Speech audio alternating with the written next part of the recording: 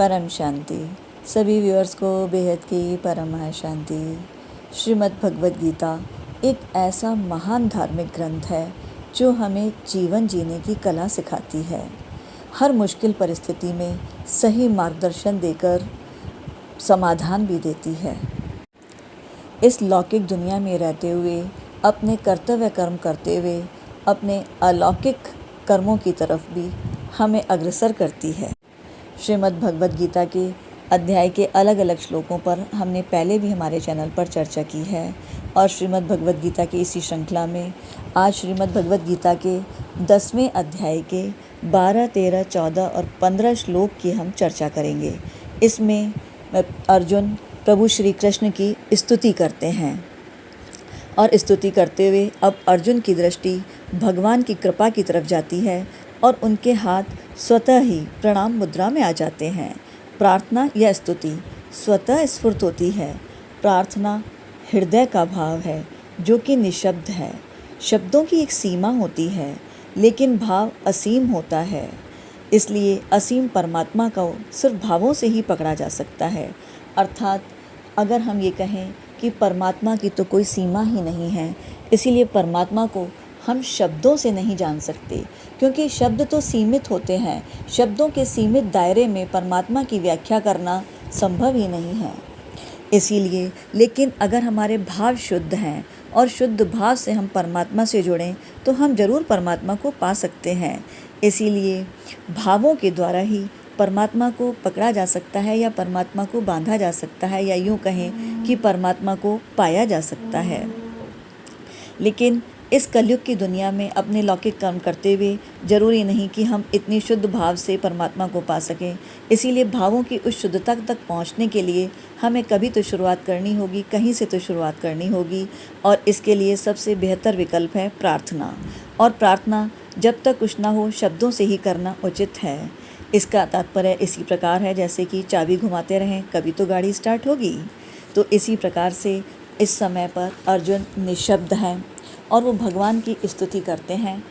श्लोक नंबर 12, 13, 14 और 15 में अर्जुन कहते हैं, परम ब्रह्म परम धाम पवित्रम परमं भवान पुरुषं शाश्वतं दिव्यम् आदिदेवम् अजं विभुम् आहु च स्वं ऋष्यत् सर्वे देवर्षि नारदस्तथा असितो देवलो व्यासः स्वयं च ब्रवीषि मे सर्वं ऋतिं मन्ये यन्मा वदसि केशवः नहि ते भगवन् व्यक्तिं विदुर्देवा न दानवाः स्वमेव आत्मानं वेत्थ त्वं पुरुषोत्तम भूतभावन भूतेश देवदेव जगतपते। अर्थात इसका तात्पर्य है परम ब्रह्म परम धाम और महान पवित्र आप ही हैं। आप शाश्वत दिव्य पुरुष आदि देव अजन्मा और सर्वव्यापक हैं। ऐसा आपको सबके सब ऋषि देवर्षि नारद असित देवल तथा व्यास कहते हैं और स्वयं आप भी मेरे प्रति कहते हैं। हे केशव, मुझसे आप जो कुछ कह रहे हैं यह सब मैं सत्य मानता हूँ। हे भगवान, आपके प्रकट होने को न तो देवता जानते हैं और न ही दानव जानते हैं। हे भूत भावन, हे भूतेश, हे देवदेव, हे जगतपते, हे पुरुषोत्तम, आप स्वयं ही अपने आप से अपने आप को जानते हैं। यहाँ अर्जुन प्रभु श्री कृष्ण की स्तुति करते हुए कहते हैं कि परम ब्रह्म आप ही हैं और परम धाम अर्थात परम स्थान जिसमें सब संसार स्थित रहता है वह भी आप ही हैं। आगे अर्जुन कहते हैं कि परम पवित्र भी आप ही हैं। परम पवित्र अर्थात जो स्वयं भी शुद्ध हो और दूसरों को भी शुद्ध करे, वही परम पवित्र कहलाता है। भगवान परम पवित्र हैं, इसीलिए उनके नाम उनके रूप सभी परम पवित्र हैं। समग्र ज्ञान भी भगवान के अंतर्गत है, अतः भगवान तो ज्ञान से भी अधिक पवित्र हैं। ऋषियों महर्षियों देवर्षि इत्यादि ने भी अलग अलग प्रकार से व्याख्या करते हुए प्रभु श्री कृष्ण को परमात्म स्वरूप बताया है। जैसे मार्कंडेय ऋषि ने कहा है, श्री कृष्ण यज्ञों के यज्ञ तपों के तप और भूत भविष्य वर्तमान रूप हैं। अर्थात भूत भविष्य वर्तमान सभी प्रभु कृष्ण में समाये हैं। भृगु ऋषि ने कहा है, ये देवताओं के देवता और परम पुरातन विष्णु हैं। देवर्षि नारद ने कहा है, भगवान श्री कृष्ण संपूर्ण लोकों को उत्पन्न करने वाले और संपूर्ण भावों को जानने वाले हैं। अर्जुन श्री कृष्ण को यहाँ केशव कहकर संबोधित करते हैं। केशव का अर्थ है, क का अर्थ है ब्रह्मा, अ का अर्थ है विष्णु, ईश का अर्थ है शंकर, व अर्थात वपु जिसका अर्थ है स्वरूप, अर्थात ब्रह्मा विष्णु शंकर जिसके स्वरूप हैं वही केशव हैं। जैसा कि हमारे शास्त्रों में भी वर्णित है, ब्रह्मा सृष्टि करता है, विष्णु सृष्टि पालन करता और शंकर संहार करता है। अर्थात यहाँ कहने का तात्पर्य है, अर्जुन का तात्पर्य है कि श्री कृष्ण के लिए आप ही संसार की उत्पत्ति और संहार करने वाले हैं। आगे अर्जुन कहते हैं, भगवान आपके प्रकट होने को तो देवता भी नहीं जान पाते, तो दानव तो भला कैसे जान सकते हैं।